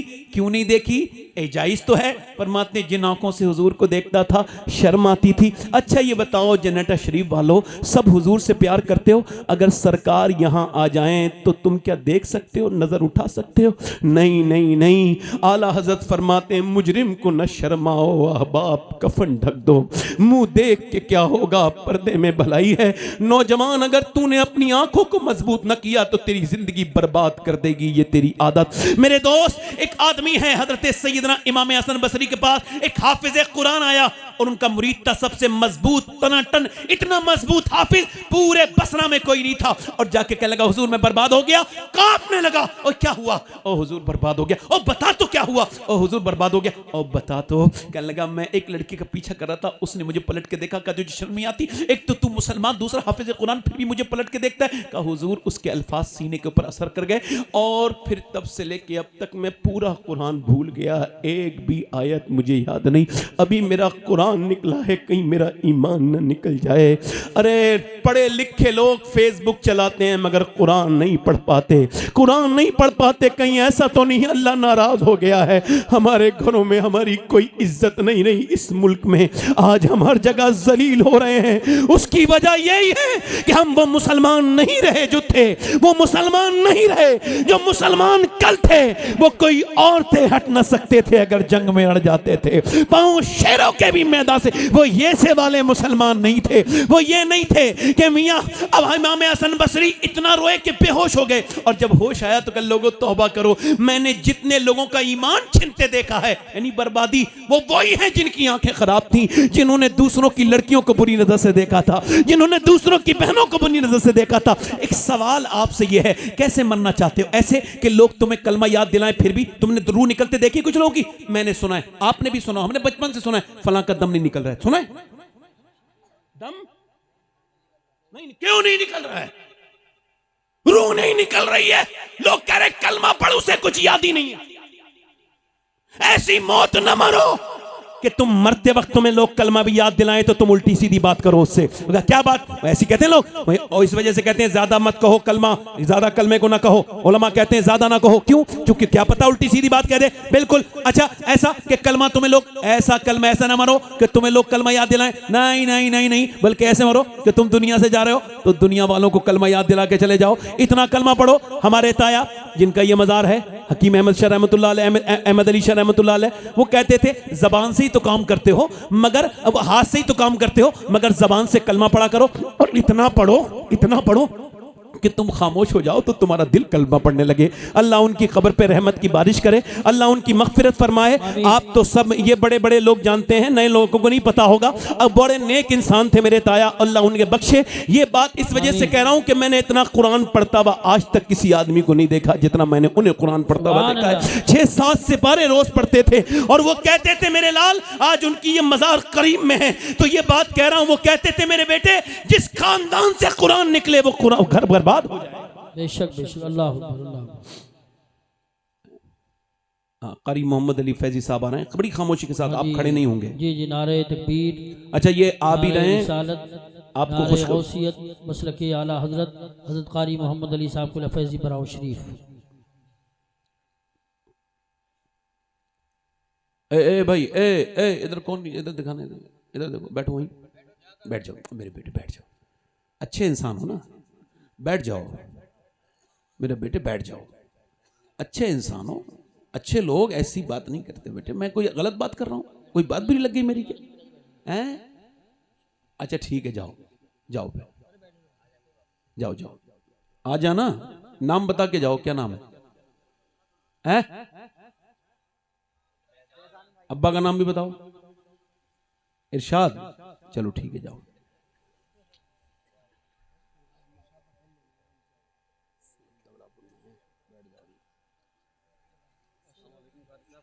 ये कारी मोहम्मद अली फैजी साहब आए हैं, इन्हें आपने इंटरनेट के जरिए देखा होगा, है ना? आज भी ये आज यहाँ आए हम, ये भी और मैं भी कल बगदाद शरीफ जा रहे हैं। सुभान अल्लाह। जोर से तो बोलो खुशी की यार। बात है। आपके लिए भी दुआ करूंगा, आप तो बोल दो सुभान अल्लाह। आप देखो, इंसान लालच के बगैर नहीं बोलता, बड़ा मसला है इंसान के साथ। दिल लगा के बोलो सुभान अल्लाह, मुस्कुरा के बोलो। मैं और बोलूं या खत्म कर दूं? नहीं, सही दिल से बता दो यार, मैं तो तुम्हारे गांव का ही हूं। बोलो, आवाज समझ में भी आ रही है मेरी? नहीं, असल में बात ये कि कुछ हैं, ये हमारे वो भी कह रहे हैं कि ईदगाह पे टाइम होता है, ईदगाह पे पहुंचते ही लोग नाक पे चिराग जला के, हाँ, जब देख लेता है कि अब टाइम होने वाला है तब वो कपड़े पहनेगा ईदगाह पे। कुछ लोगों तो ईद की नमाज पढ़नी होती है तो वो कुछ मतलब ये है कि थोड़ा बोले यार चले जाएंगे कुछ लोग, मैं खैर बात नहीं करता। मोहम्मद अली फैजीज भाई आ गए, ये पढ़ेंगे और ये जैसा पढ़ते हैं ये आप खुद देख लेंगे, उसमें तारीफ की कोई बात नहीं है ना? अल्लाह ताला खुश रखे, आमीन। ये माशाल्लाह। मैं कह रहा हूं कैसी मौत मरना चाहते हो? ऐसी कि लोग नहीं नहीं नहीं मेरे भाई, देखो नौजवानों, अपना कुछ वक्त निकालो। तकरीरें सुनने से फायदा नहीं है, सुनने से फायदा है मगर बगैर अमल करे। बताओ, डॉक्टर से खाली तुम देख के आ जाओ, डॉक्टर को उससे मिल के आ जाओ, दवा ना खाओ तो फायदा होगा? आज के बाद क्या करना है? कम से कम 2 तस्बीह कलमे की पढ़ लेनी है। कितनी? ला इलाहा इल्लल्लाह। 2, ज्यादा तो नहीं टाइम लगेगा हाफिज साहब? कितना टाइम लगेगा? 5-10 मिनट, उससे ज्यादा तो नहीं लगेगा? माशाल्लाह, उससे ज्यादा तो नहीं लगेगा। अब मेरी तरफ देखो, मेरी तरफ गौर करो। ऐसे नहीं मरना है कि लोग कलमा याद दिलाएं, नहीं नहीं नहीं, बल्कि ऐसे मरना है कि तुम जाओ तो लोगों को कलमा याद दिला के चले जाओ। ऐसे जाओ कि बरेली में एक बुजुर्ग है, 92 साल की उम्र है, 92 साल की उम्र है, दुनिया से जाने वाले, बिल्कुल आखिरी वक्त है, और उन्होंने मगरिब के बाद बेहोशी हुई और फिर होश आया तो 12 बज रहे थे तकरीबन। कहा क्या मैंने नमाज पढ़ी है? सुभान अल्लाह। पहला सवाल क्या किया? क्या मैंने नमाज पढ़ी है? कहा जी हुजूर, अभी मगरिब की पढ़ी है, इशा की नहीं पढ़ी। कहा मुझे वुजू कराओ। कहा हुजूर, का ठंडे पानी से वुजू किया, वुजू करने के बाद बड़ी मुश्किल से वुजू कराया, बिल्कुल मौत के करीब, कमजोर, 92 साल की उम्र है, बिल्कुल कमजोर है, बिल्कुल कमजोर है। और आपने कहा वुजू किया, उसके बाद कहा मुझे खड़ा करो। कहा हुजूर बैठ के पढ़ लें, आपकी तबीयत खराब है। तो आंखों में आंसू ले आए, कहने लगे मैंने जिंदगी में कभी बैठ के नमाज नहीं पढ़ी तो आज कैसे बैठ के नमाज पढ़ूंगा। फिर वो बुजुर्ग खड़े हो गए, बड़ी मुश्किल से लोगों ने खड़ा किया, मगर फिर न जाने कहां से वो ताकत आई कि आराम से रुकू, आराम से सजदा, आराम से कयाम, आराम से जलसा, बड़े आराम से नमाज पूरी 40 मिनट आखिरी नमाज पढ़ी इशा की। बोलो सुभान अल्लाह। और उसके बाद बिस्तर पे लेटे और कहा लोगों मैं जा रहा हूं, बस किसी का मेरा दिल दुखाया हो मैंने तो मुझे माफ करें और मैं तुमको माफ करता हूं, लिहाजा मैं जा रहा हूं और पढ़ो कलमा। अब 200-250 लोग साथ में कलमा पढ़ रहे हैं। वो सबको देख के मुस्कुराने लगे और मुस्कुरा के कलमा पढ़ते ये गए वो गए, खत्म। उसके बाद चेहरा बिल्कुल मुस्कुरा गया। शेख सादी कहते हैं ऐसे न मरना कि तू रो रहा हो, तू ऐसे न मरना कि तेरे चेहरे पर गम हो, बल्कि तू जब आया था तो ऐसा था कि तू रो रहा था, लोग हंस रहे थे। जब तू जाए तो ऐसा होना चाहिए कि तू मुस्कुरा रहा हो और लोग रो रहे हो। सारे लोगों ने रोना किया, उन्होंने कलमा पढ़ते पढ़ते रूह निकली। उस अजीम हस्ती का नाम दुनिया में बता के चले गए कि देखो ऐसी जिंदगी ना गुजारना कि लोग कलमा याद दिलाएं तो पढ़ो, बल्कि ऐसी जिंदगी गुजारो कि तुम्हें लोग कलमा याद दिलाएं और बल्कि तुम लोगों को याद दिला के चले जाओ। उस अजीम हस्ती का नाम शहजादा आला हजरत हम शबीए गौसे आजम सरकार हुजूर मुफ्ती आजम हिंद था। उन्होंने कहा था मेरे अमाल का बदला तो जहन्नम ही था, मैं तो जाता मुझे सरकार ने जाने। नारे तकबीर, नारे रिसालत, नारे हैदरी, नारे गौसियत, मसलके आला हजरत, फैज़ान आला हजरत, फैज़ान मुअज़्ज़मी हजरत अल्लामा सय्यद शबाहत मियां साहब क़िबला। अच्छा हमारे यहाँ तो लगता ही नहीं। अच्छा हमारे यहाँ की माज़अल्लाह अब तो बेटियां बहनें देख नहीं रहे उधर, शादियां देखी हैं तुमने मुसलमानों की? मैं तो जाता ही नहीं, अल्लाह का शुक्र है। जिस शादी में चले जाओ तो लगता ही नहीं, ऐसा लगता किसी यहूदी की शादी है। ये हंसने की बात नहीं, रोने की बात है। मुसलमान लड़की, अच्छा एक बात, एक जरा एक बात मेरी ध्यान से सुनना, बुरी लगे तो इसे बदल कर लेना, मगर बुरा लगती है, अच्छी बात तो बुरी लगती है। जब कोई अपनी बहन को सजा के लेके जाता है ना शादी में, तो वो ये लाशऊरी तौर पे ऐलान करता है कि मैं दूसरे की बहन को बुरी नजर से देखूंगा तो अपनी बहन लेके जा रहा हूं ताकि कोई दूसरा ऐसे बुरी नजर से देखे। अल्लाह। थोड़ी बात सख्त लगी होगी। जब अपनी बीबी को कोई सजा सवार के, हालांकि बीबी को सिर्फ उसका आदमी देख सकता है सजा सवार के, मैकअप अपने आदमी के लिए जायज है। अब कुछ जाहिल औरतें ऐसी हैं, वो बारात में जाएंगी तो है मुंह काला पीला करके, और अपने आदमी को जब वो आएगा तो वही पुराना जो है वो मुंह जो बगैर धुलावा, बगैर जो है वो उसके ऐसे ही पुराने धुले हुए कपड़े बेकार से। और जब किसी जाएगी शादी में तो इसकी नियत, आदमी जब लेके जाता है ना बीबी को, तो मैं तो आदमी को कह रहा हूं, तो ये अपनी बीबी को लेके जाता है तो ये ऐलान करता है, ये भी लाशऊरी तौर पे, हालांकि बेशऊर तो ये है ही, तो वो ये ऐलान करता है कि मैं अपनी बीवी को लेके जा रहा हूं, चूंकि मुझे दूसरों की बीवियों को देखना है, तो अपनी बीवियों को दूसरों की निगाहों के मैं निगाह से बदनिगाही लफंगों के लिए सजा के लेके जा रहा हूं। थोड़ी बुरी लग रही होंगी बातें, मगर कोई बात नहीं है। मर नहीं जाती गैरत, बेशर्म है मुसलमान, बेटियों को ऐसे दुपट्टे सरों पे है ही नहीं उनके। ये किसके घर की औरतें हैं ये बताओ? पूरी दुनिया तो ये कह रही है बेपर्दगी हो रही है। कारी इकरार साहब, ये कौन औरतें हैं, कहां से आई हैं ये, बताओ मुझे। मुसलमान बच्चियां जब थिएटरों में नजर आने लगे, जब मुसलमान बच्चियां बुर्का ओढ़ करके गैर मुस्लिमों की बाइकों में घूमने लगे, मेरे गांव की नहीं, मेरी बहन तो नहीं, मगर वो मेरी इस्लामी बहन थी। बेशक। इधर देखो, थी नहीं थी, मगर वो चली गई। गैर मुस्लिमों के साथ 11 लाख लड़कियां जा चुकी हैं।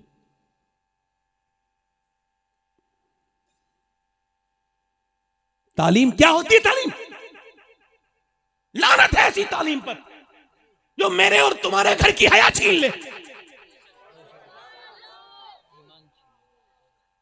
जो ईमान की कातिल बन जाए। वो तालीम नहीं, जिहालत है। मुझे वो घरों में पढ़ाने वाली मुल्लानियां पसंद हैं जिन्होंने कुरान पढ़ के औरत को नेक बना दिया।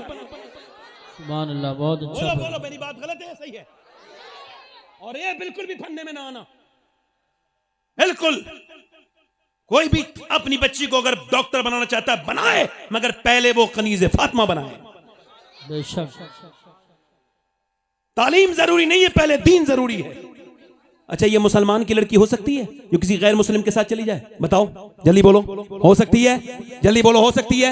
ये वो किसी बेहया की बेटी थी जिसने उसे फिल्म तो दिखानी सिखाई, जिसने से टीवी के सामने रोना सिखाया, मगर अल्लाह के सामने रोना नहीं सिखाया। जी बेशक।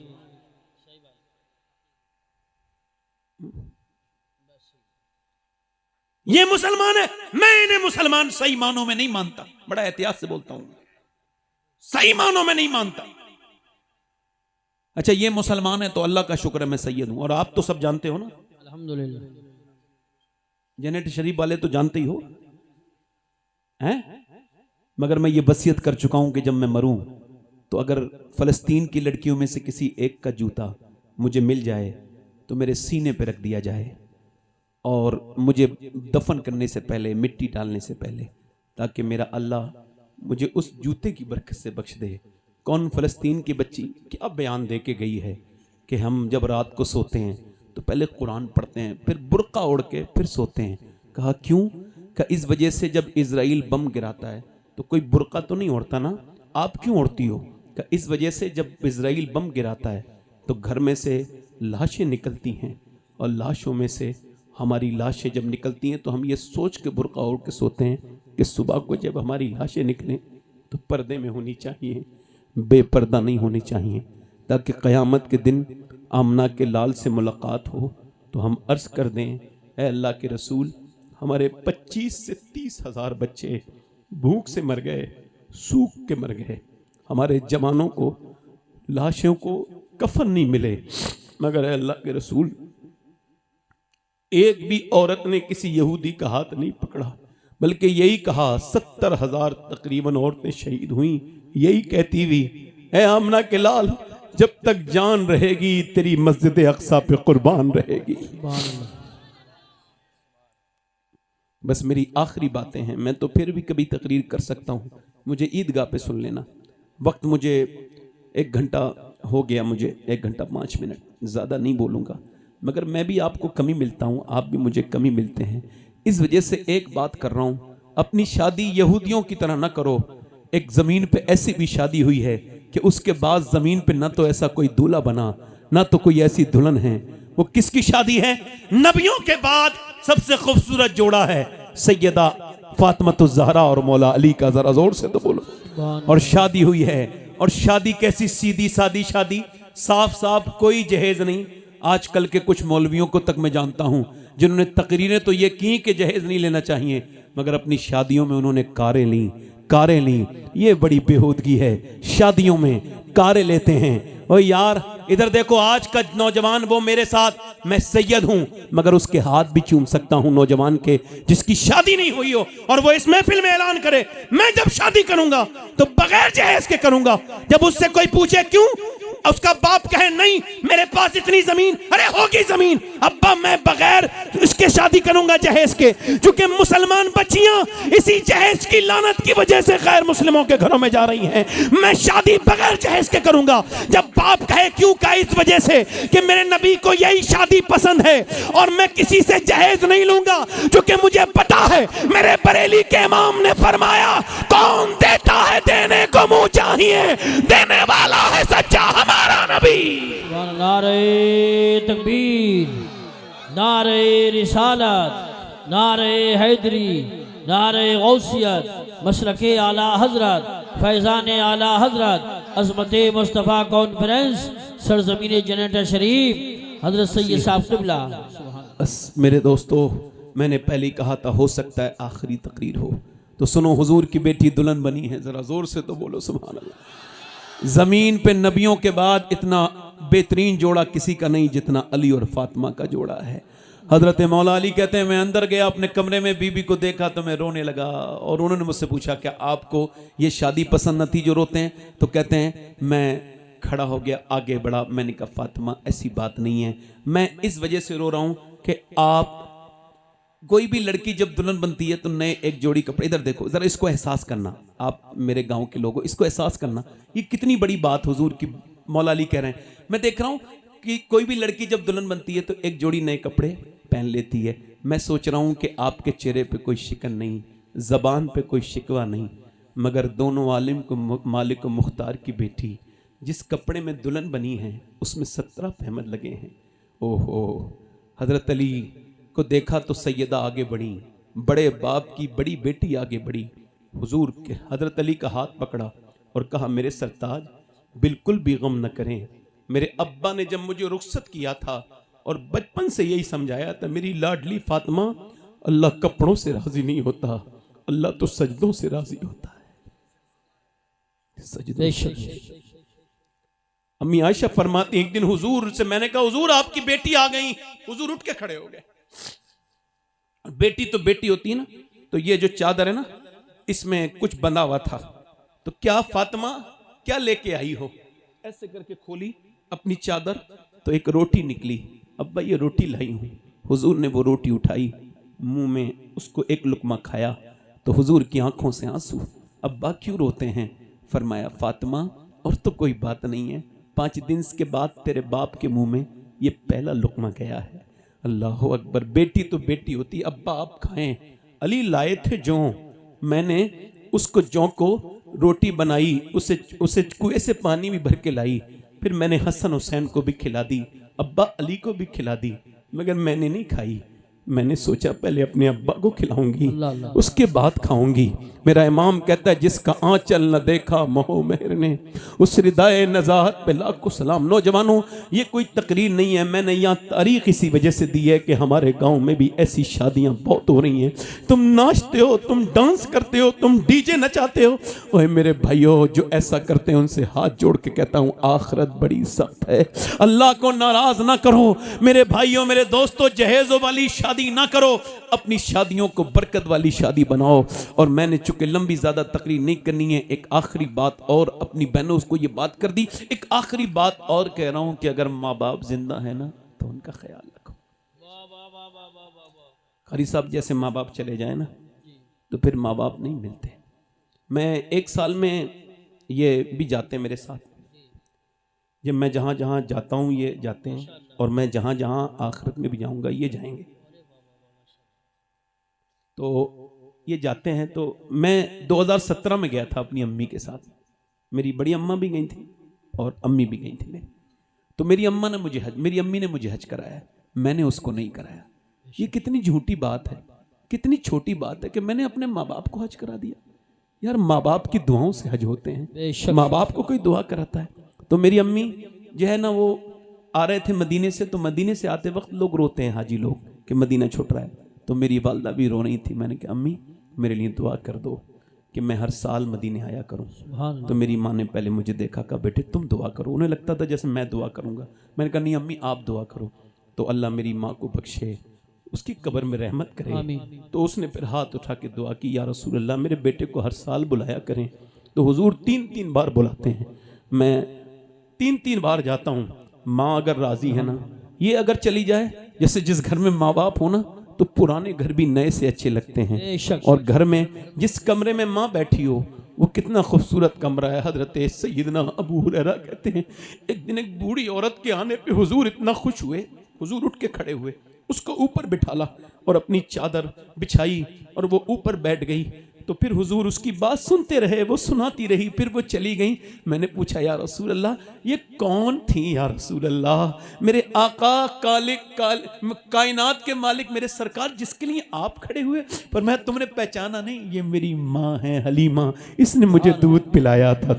ये दूध पिलाने वाली माँ है, सगी माँ नहीं है। अल्लाह अकबर। दीवारें छोटी होती थी कारी साहब, दीवारें छोटी होती थीं लेकिन पर्दा होता था। ताले की इजाज़त से पहले सिर्फ भरोसा होता था, और जब तक माथा चूम के रुखसत करने वाली जिंदा थी, दरवाजे के बाहर तक मुंह में लुकमा होता था। अब वो जो माँ, एक हमारे भाई हैं मेराज भाई, उनकी अम्मी का इंतकाल हुआ। वो खुद बुजुर्ग हैं, उनकी काफ़ी दाढ़ी बाड़ी सफ़ेद है और 50-55 साल की उम्र। वो उसके बेटों ने फ़ोन किया, नागपुर में रहते हैं, कहने लगे वो ये अब्बा बड़े परेशान हैं, आप ज़रा। मैंने उनसे बात की, आप क्यों रोते हैं अम्मी को याद कर करके, अब तो आप दादा बन गए। तो कहने लगे सैयद साहब बात ये ना, घर में आता था ना तो अब दादा चाचा ताया कहने वाले हैं, मगर वो जो कहती थी मेरे बेटे आ गया, मेरे महराज आ गया, तो बोले वो बड़ी याद आती है कि माँ मर जाए ना। और मैं आपसे कह रहा हूँ, मेरे दोस्त हैं वो तकरीर कर रहे थे, तो मैंने उन्हें फ़ोन किया, मैंने कहा यार बड़ी अच्छी बात है, तुम तकरीर कर रहे थे, तुम्हारे वालिद बराबर में बैठे थे, बड़े खुश नसीब हो। तो कहने लगे क्यों? मैंने कहा इस वजह से तुम्हारे वालिद ने तुम्हारी तकरीर सुन ली। मैं तो आज 25 साल हो गए, मेरे वालिद नहीं, उन्होंने मेरी तकरीर नहीं सुनी।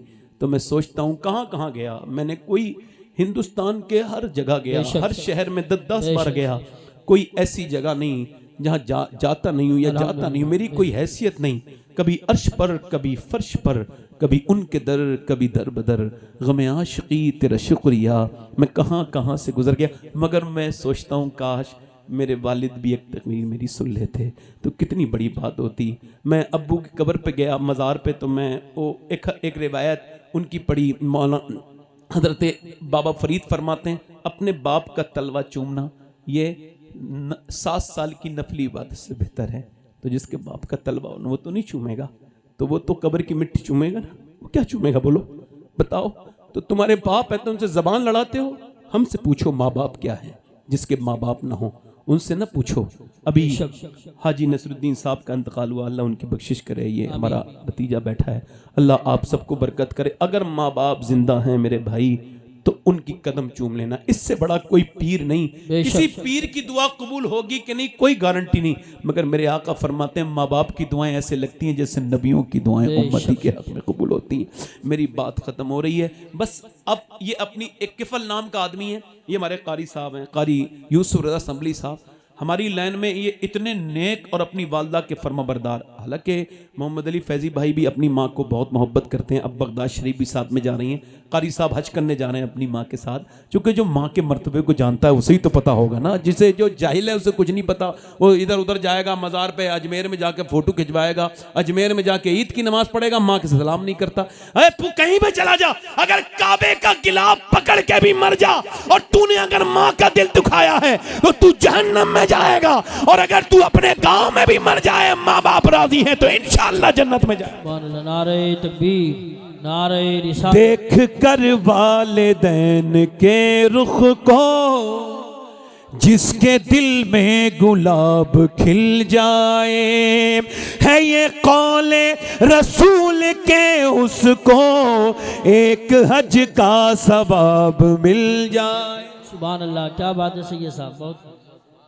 मैंने अपनी बात खत्म कर देनी है, बस आपसे एक गुजारिश। किफल नाम का एक आदमी है, नौजवानों तुमसे गुजारिश, किफल नाम का एक लड़का है, हर रात एक नई लड़की के साथ जिना करता है। ये हदीस शरीफ हुजूर फरमा रहे हैं। क्या करता है? जिना बढ़ रहा है, जिना से बचो। जिना जलील कर देता है। जिना करने वाले की रोजी में बरकत नहीं, चेहरे पर रौनक नहीं। जिना करने वाला जलील होके मरेगा। बेशक। जिना करता था हर रात एक नई लड़की के साथ। एक दिन एक लड़की आई, रोने लगी। क्यों रोती? पैसे नहीं मिले? कहा पैसा सब कुछ थोड़ी होता है, बल्कि ईमान भी कुछ होता है। कहा क्या मतलब? कहा जब मैं रात को सजदा करती हूँ तब भी अल्लाह देख लेता है, और आज मैं जब तेरे साथ अपना जिस्म बेचने आई हूँ ना, तब भी अल्लाह मुझे, मगर अल्लाह जानता है कि उसकी बंदी मजबूर है, मैं कभी ये ना काम ना करती। उस मालिक से यही करूँ, मालिक तू तो गवाह है कि तेरी बंदी ने कभी जिना नहीं किया, तो माफ़ कर देना। मजबूर थी ना, बहुत रोई, इतनी रोई कि उसके आंसुओं से किफल का दिल बदल गया। बोला जा जा, मैं तुझे अपनी बहन बनाता हूँ, जा ये पैसे ले, तूने मेरी आंखें खोल दी, जा। हुजूर फरमाते सारे पैसे उसको दे दिए। और वो फिर क्या हुआ? फिर उसके बाद अल्लाह अकबर, वो सजदे में गया और बोला मालिक एक रात आई थी, कितनी बरकत वाली थी, मैंने उसके हाथ तक नहीं लगाया, और मैंने तो कितनी लड़कियों की इज्जतें लूटी हैं। अगर मेरी तरह कोई गुनहगार नहीं, फिर ये दिल पे उसके लग गई बात, तो फिर तेरे तरह करेम भी कोई नहीं। ऐसा रोया, रूह निकल गई, मर गया। कोई सुबह को जनाजा नहीं दफन करेंगे। इसका जनाजा जानी था, ये कमजोरी का फायदा उठाता था, गरीब लड़कियों की इज्जत नहीं, इसका जनाजा पढ़ेंगे। मगर सुनो, लोगों के कहने से क्या होता है, जब अल्लाह राजी हो जाए, उसने दरवाजे पर, अल्लाह ने फरिश्तों को भेजा, इसके दरवाजे पे मोटे मोटे लफ्जों में लिख के गए, इन्नल्लाह कद गफर लिल किफली, ये जो किफल है इसकी अल्लाह ने बख्शिश फरमा दी है। जोर से क्यों? कोई बंदा तेरे दर पे जो आंसू रोल देता है, मेरे मौला दरे तौबा। मखदूम याहिया मुनीरी फरमाते हैं कि अपना दरवाजा बंद करो। तौबा का तरीका बता रहा हूं जी, मेरी बात जरा दोहराओ, वो गौस पाक की बात। मौत तुझे हाल बदलने, जिस हाल में मरना चाहता है उसी में जीना। याहिया मुनीरी कहते हैं रोज तौबा करो।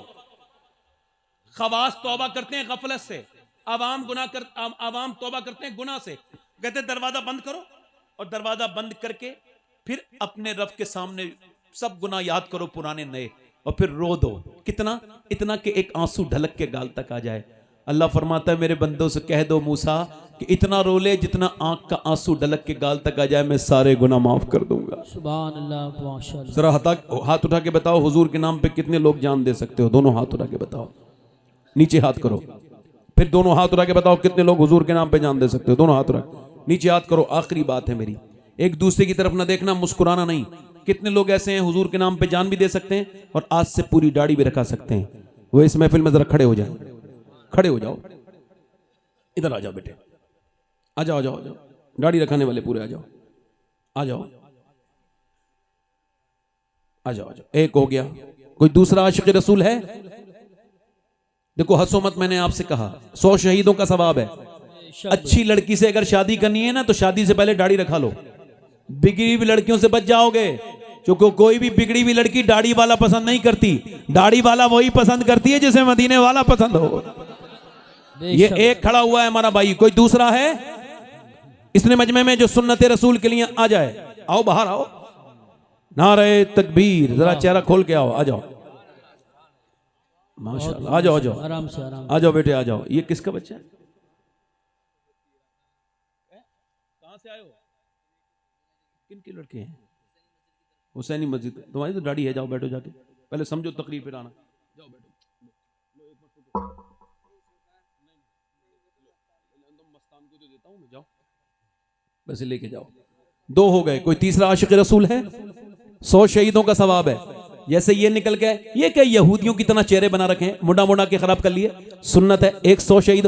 आज से कौन ऐसा मुसलमान है नौजवान जो इस महफिल में कहे अब तक जिया था सभी के लिए, आज से जीऊंगा अपने प्यारे नबी के लिए, जो कि ताजुश शरिया कह के गए हैं, जिंदगी ये नहीं है सभी के लिए, जिंदगी है नबी की, नबी के लिए। सुभान अल्लाह माशाअल्लाह। है कोई काफी पुराने पुराने बैठे हैं, दाढ़ी मुड़ा के समझते हैं कि जवान हो जाएंगे।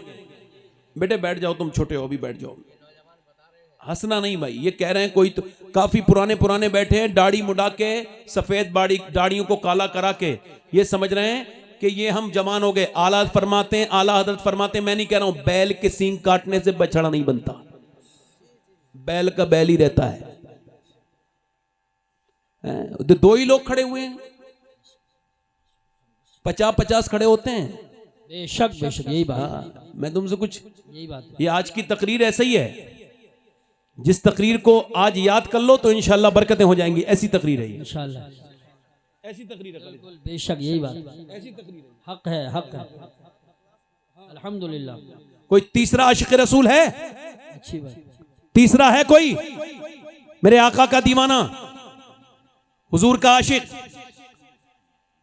जनेटा शरीफ में, इतने बड़े मुसलमानों के गांव में है कोई नौजवान जो खड़े होके कहे हां बहुत हो गया, दुनिया वालों की तरह जीना, अब हम हुजूर के गुलामों की तरह जीना शुरू करेंगे। सुभान अल्लाह माशाअल्लाह। क्या पहचान है तुम्हारी? कोई तुम्हें पहचानता है? दाढ़ी मुड़ा के घूमते हो, उधर गए तो उधर, उधर गए तो उधर। है कोई तीसरा आशिक रसूल महफिल रसूल में, सुन्नत रसूल वाला? कोई नौजवान, कोई हमारा भाई जो सुन्नत रसूल के लिए पूरी दाढ़ी रखा ले? ये दो ही खड़े हुए हैं, मुझे तो कंफर्म है, अगर ये एक भी खड़ा होता फिर भी कोई बात नहीं थी। बेशक। और एक बात बताओ, अगर कोई अजान पढ़े और नमाजी एक भी ना आए तो क्या उसे सवाब नहीं मिलेगा? बिल्कुल मिलेगा, मिलेगा। मैं तो अजान पढ़ रहा हूं, सही बात है। अब ये तो नमाजियों के ऊपर है, अपना भला चाहो तो आओ, बेशक बेशक। वरना ये अंग्रेजों की तरह चेहरे बनाओ। अच्छा पैगाम है सही साहब, बहुत बस जितनी देर मैं हूं, बस फिर कारी साहब निजामत करेंगे, फिर आप भी सुनेंगे, मैं भी सुनूंगा। कारी मोहम्मद अली फैजी साहब को, 2 लोग हो गए, तीसरा कोई है तो आ जाए। है कोई पीछे से नौजवान खड़े हुए लोगों में से कोई निकल के आए बाहर? असल में इतने लोग आ गए कि जो कुर्सियां मंगाई थी वो तो भरी गई, और ये और लोग खड़े उधर रोड पे खड़े हैं। आगे से जलसा कराया करो नौजवानों, तो ज्यादा डबल टिबल कुर्सी मंगाया करो, क्योंकि ये हमारा गांव अब माशाल्लाह बहुत बड़ा हो गया है। हाँ, इसका मर्तबा भी बड़ा है, क्योंकि दादा मियाँ सारे गांव से बड़ा मर्तबा है हमारे गांव का। आसपास में कोई इस मर्तबे का गांव नहीं है, इस वजह से कि यहाँ दादा मियाँ आराम कर रहे हैं, मौज़्ज़म शाह मियाँ आराम कर रहे हैं, है ना। चलो भाई, दाढ़ी रखाना दोनों इंशाल्लाह है, अल्लाह ताला जज़ा दे तुमको। बैठ जाओ, बैठ जाओ बेटे, आगे आ गए तो पीछे मत जाओ, आप खड़े हो जाओ, यहीं पे बैठ जाओ, यहीं पे। जरा हुजूर की आंखों की ठंडक है नमाज। इरादा कौन कौन करता है नमाज का?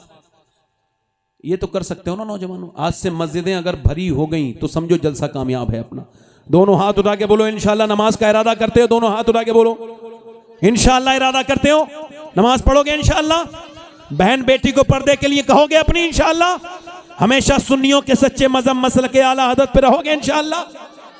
अल्लाह आप सबको सलामत रखे, बाकरामत रखे। मैं दुआ करता हूँ, मेरी कोई बात बुरी लगी हो तो मुझे माफ कर दो, चूंकि काफी वक्त हो गया, 1.5 घंटा बोल गया मैं। आपको पता तो नहीं चला? हाँ बताओ। ए ए ए ए कहाँ जा रहे हो? हैं? बैठ जाओ, पानी कोई पिएगा नहीं, बैठो। नहीं कोई किसी को भी बुला लो, पानी नहीं पिएगा कोई। हाँ हाँ, जब चाय पिएंगे सब बाद में, वो भी पानी कोई नहीं पिएगा, पानी कोई नहीं। करबला वालों का जिक्र हो तो पानी नहीं। हाँ बैठो आराम से इंशाल्लाह। कोई बात मेरी बुरी लगी हो तो माफ करिए। अच्छा तो ये अच्छा ठीक है, तुमने अच्छा अच्छा हाँ ठीक है, जाओ भाई जाओ, पानी ले आओ। अरे हंसो मत भाई, तुम हंस क्यों रहे हो? मतलब मुझे क्या पता कि ये पानी मांग रहे हैं। लंबा सफर करके आए। हाँ लंबा सफर करके आए एकदम। ये यहाँ से तकरीबन 500 किलोमीटर कार से आए हैं, यही बात है, सफर करके। तो ये है कि इंशाल्लाह है नौजवानों, बदलोगे ना इंशाल्लाह, वरना मौत हाल बदलने हैं। इंशाल्लाह नमाज पढ़ेंगे, दोनों हाथ उठा के बोले इंशाल्लाह। अच्छा एक वादा और करो, शादियों में औरतों को बेपर्दा नहीं लेके जाएंगे इंशाल्लाह। वादा अपनी शादियों को ठीक बनाएंगे इंशाल्लाह। मेरी कोई बात। और ये जहेज वहेज से बचो है? और ये डीजे, मैंने तो ईदगाह पे भी कहा था, ये डीजे बजाने वाले बड़े जाहिल है, ये डीजे बजाने वाले। बताओ और कोई किसी का इंतकाल हुआ है, किसी के डीजे बज रहा है। जाहिल लोग हैं, क्या डीजे बीजे होता है, पागल लोग, नौजवान लड़के। अच्छा पहले तो नाचने वाली बुलाते थे, अब तो घर में ही नाच लेते हैं, काफ़ी हैं नाचने वाली। पहले जितनी माज अल्लाह, अब कुछ बात नहीं कहता मैं, बस इन्हीं बात खत्म कर रहा हूँ कि अपने घरों को ठीक करो, ताना नहीं दे रहा हूँ, बदलो। मैं अपने घर को ठीक करूँ, आप अपने घर को, और पैसा अच्छी जगह खर्च करो, ठीक जगह खर्च करो। जनेटा शरीफ वालों, इतना बड़ा गांव है, अगर हर साल वो लोग हज करने चले जाएं जिन पे हज फर्ज है, तो तकरीबन 100 लोग जाएंगे। बेशक बेशक, हक है, हक है।